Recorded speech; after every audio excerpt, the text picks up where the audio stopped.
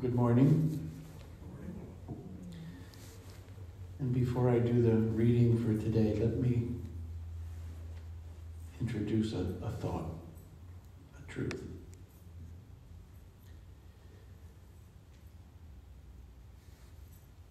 The greatest mysteries of human existence, the depth of what we are capable of experiencing as human beings, the truth about reality, the truth about the divine, the truth about our own souls can only be expressed symbolically. Science cannot really explain or capture the mystery of what it means to be human, what it means to be made in the divine image. Psychology really can't capture it. Psychology just studies the mind and not the soul. And one of the ways, one of the traditions that captures the depth of human experience, the depth of our souls, are stories. And specifically sacred stories. Whether we're talking about the Mahabharata, the Bhagavad Gita, or the stories in the Judeo-Christian Bible, they capture the depth. They express at some level the depth of what it means to be a human being, and again, what it means to be made in the image of God. And they give us a wonderful map to going deeper and deeper and deeper. They reveal who we are at every level. And so today's story from one of the Gospels captures that. As Jesus continued his journey to Jerusalem, he was entering a village. 10 lepers met him. They stood at a distance from him and raised their voices, saying, "Jesus, Master, have pity on us."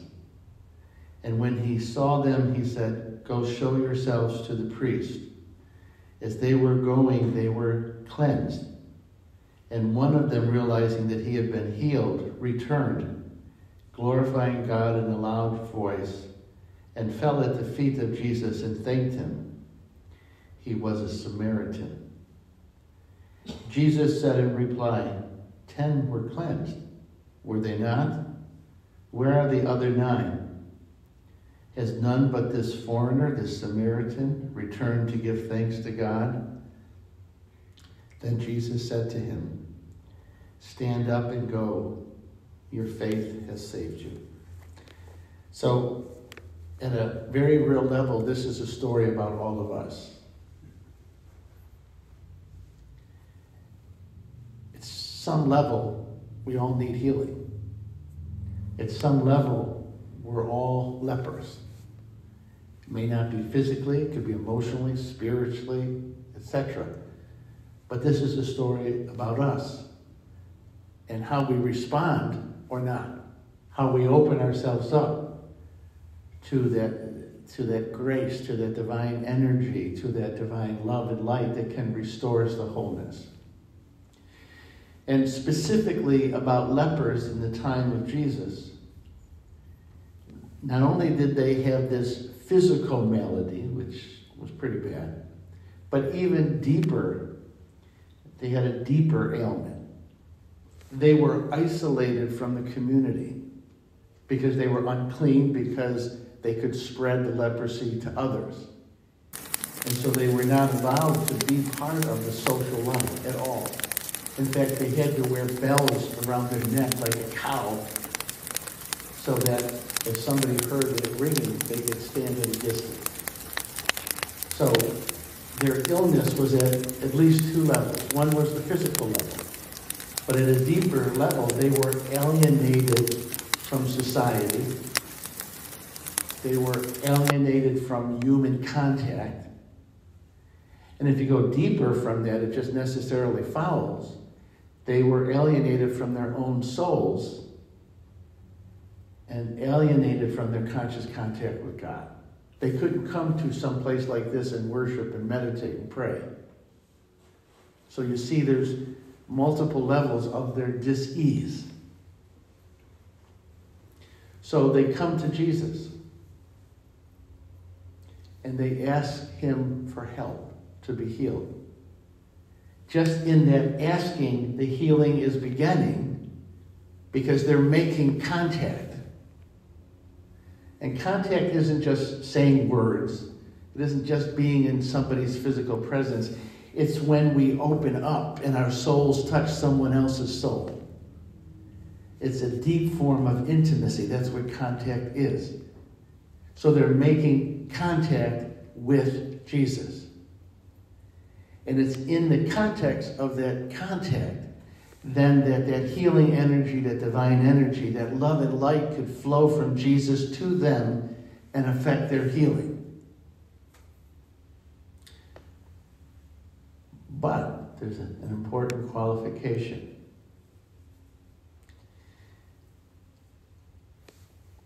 Only one of the 10 received the healing. The other 9 received the cure. A healing and a cure are not the same thing. All 10 receive a cure at the physical level. Only one received the healing. What do I mean by that? Only one allowed that healing and that energy to go even deeper than the physical healing into their soul, into their spirit, and to return them to wholeness on that level. How do I know that? Because only one returned to Jesus to thank him. And I'm going to break that down in a minute or two. But I want you to see that there's a difference between a cure and a healing. Cure's good, but it stops at the physical. And I'm going to sort of take some liberties with this passage. My guess that the 9 lepers, initially, there was some euphoria about the healing. But after the euphoria wore off, they were no more happy than they were before. Because the change did not happen internally. There wasn't a transformation of their consciousness, their hearts, their mind. Haven't we all known people who have a euphoric moment and then it wears off? And they go back to being themselves. The experience of falling in love romantically, it only lasts about 6 months. They've done studies on this. It's a period of euphoria. And people who aren't kind are kind. People who aren't affectionate are affectionate during that first 6 months. But because it's not affecting a more profound transformation, after about 6 months, they go back to their baseline. That's what I'm saying about the 9 lepers. And I'll tell you a personal story. It's kind of funny, but captures this. When I was in graduate school, I was desperate for money. Desperate. So I got a job as a bouncer. I hated being a bouncer, but it was the only thing I could do for a while to make money. And I was working at one bar one night, and it was in Pennsylvania, and the state was going to close them down because they had served minors for 30 days. So the owner of the bar said, you have to card everybody. And even if the person looks like they're 100 years old, they don't have an ID, you can't let them in. I said, okay. So there were 2 of us, another bouncer and myself, and we were taking turns carding people. So this huge guy comes up, and the bouncer says, it's your turn. I said, okay. He said, you just need to know that he's Mr. Pittsburgh, bodybuilder, and he has a 3rd degree black belt. Okay. So I go to him, and he doesn't have his ID. And I said, well, I can't let you in. He said, but you know I'm over 21. I said, I know, but I can't let you in. And then he just glared at me. Now, I had to pretend I wasn't scared. Right? And I just met the eye contact back. But in the inside, I was terrified. And I said, God, if he doesn't kill me, I'll be a celibate for the rest of my life. I promise. Just don't let him kill me. And after about 2 or 3 minutes of this glaring back and forth. He just said, and he turned around and walked away. I experienced a cure that night, but I wasn't faithful to my commitment. So there was no healing. Just trying to give you a funny story to capture this. I was relieved. But then I just went back to being my normal self. That's what we see with the 9. So let's break down the one that comes back to Jesus and why that's a healing and how that works. Because what's true for him is true for all of us. This is a story about us. All of these stories are about us. So let's just start out with the fact that he's a Samaritan. The other 9 we can assume were Jewish. Samaritans were like half-breeds. They had some Jewish lineage in them, but they were mixed. And they were once part of Judaism and broke away. They had intermarriage with non-Jews, and their religion wasn't quite Judaism. It had elements of it, but they were outcast among Jews. So not only was he an outcast leper, he was even lower. He was an outcast Samaritan. He was at the lowest low point in the social fabric. All right, I'm going to make a little point about that with Kriya Yoga for a moment. I'm digressing a little bit, but you'll get it. Just, again, it's interesting that this lowest of the low, the outsider, was the one that got the healing.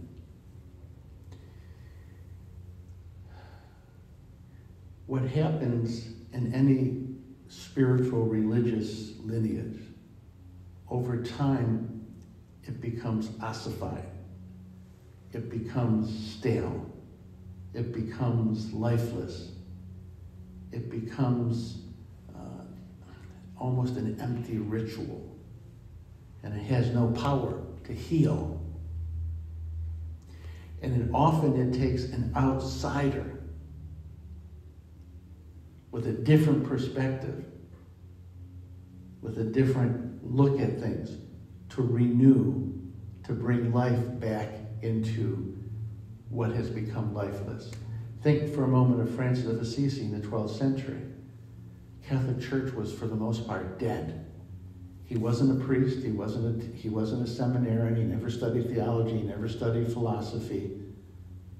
He just fell in love with God and Christ, and he brought life back into the church.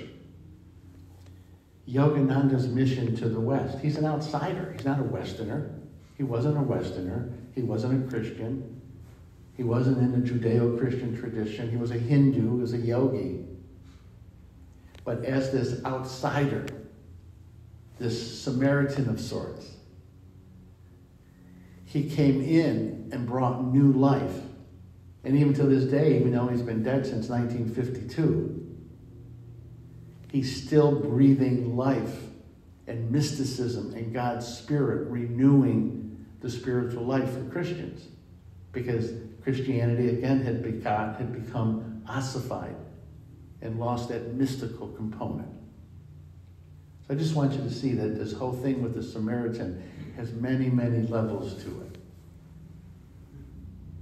All right, so he comes back to Jesus, and I'm saying that was part of his healing. And there's 3 pieces to it. It says that he was glorifying God.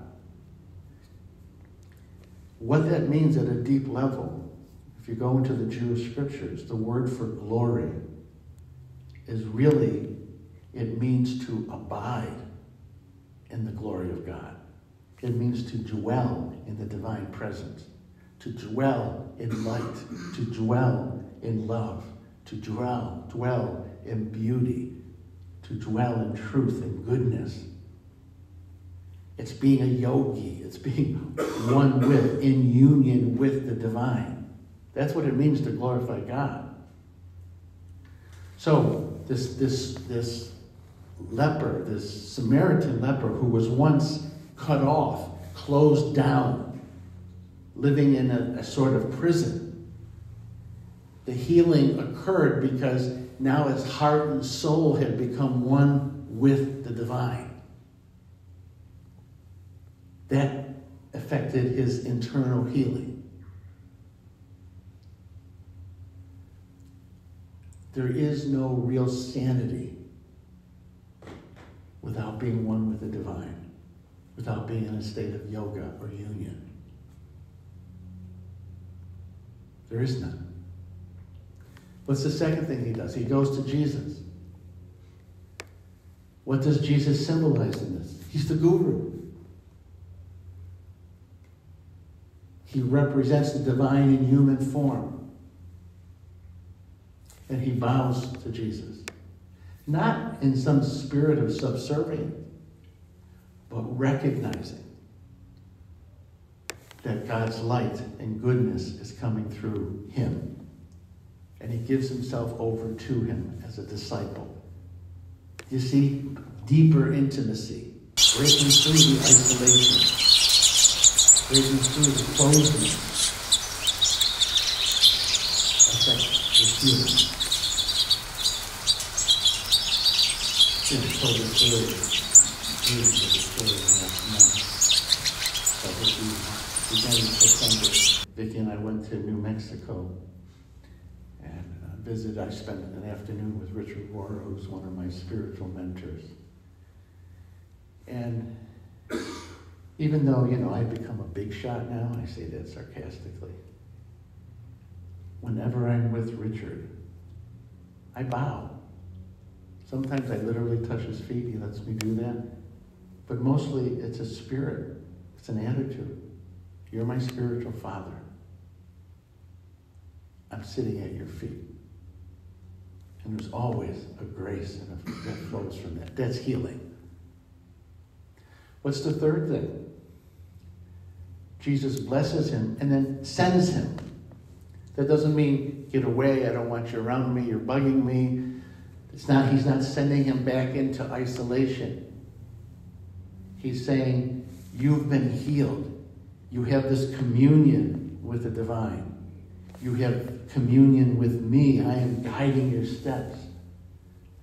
Go bring that to the world. Give away what I have given you. And the more you give away, the more that comes to you. Press down, Jesus said, overflowing into your lap, beyond measure. So the healing is, he was isolated. He was physically sick. The deeper illness was his isolation, his loneliness, being trapped within a bubble, a toxic bubble, if I can say it that way, and deeper levels breaking open. Now he is sent to be light in the world. Total connectedness, total lovingness, total light.